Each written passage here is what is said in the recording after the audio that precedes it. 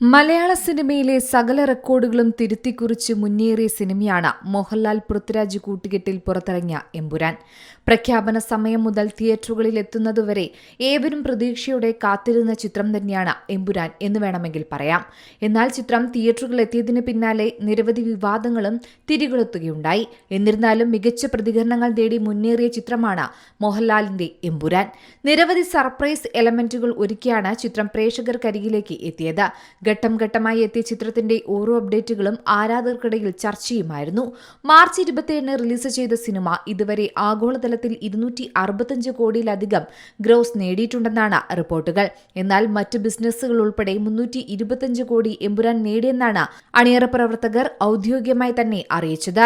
വിഷു റിലീസുകൾ എത്തിയപ്പോഴും ചിത്രം തിയേറ്ററിൽ വിജയകരമായി തന്നെ പ്രദർശനം തുടർന്നതും നാം കണ്ടു. വിദേശത്തുനിന്ന് മാത്രം എമ്പുരാൻ സ്വന്തമാക്കിയിരിക്കുന്നത് 144.8 കോടിയെന്നാണ് കണക്കുകൾ. മാത്രമല്ല എമ്പുരാൻ 100 കോടി തിയേറ്റർ ഷെയർ വരുന്ന ആദ്യ മലയാള ചിത്രവുമായിട്ടുണ്ട്. മലയാള സിനിമയിലെ എക്കാലത്തെയും വലിയ ഗ്രോസ് കളക്ഷൻ ഇപ്പോൾ എമ്പുരാന്റെ പേരിലുമാണ്. ഏറ്റവും വലിയ ഓപ്പണിംഗിൽ നിന്ന് തുടങ്ങി ഏറ്റവും വേഗത്തിൽ 200 കോടി ക്ലബിൽ ഇടം പിടിച്ചെന്ന റെക്കോർഡും എമ്പുരാന് സ്വന്തമാണ്.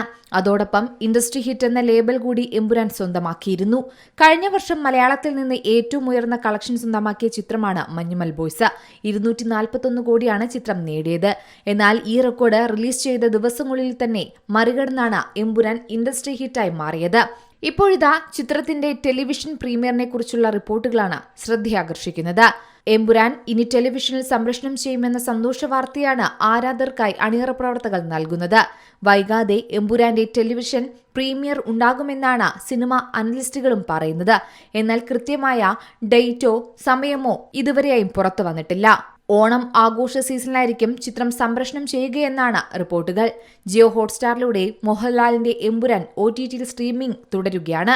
അതേസമയം ഒരു മൂന്നാം ഭാഗത്തിന്റെ സാധ്യതകൾ വെച്ചാണ് എമ്പുരാൻ അവസാനിക്കുന്നത്.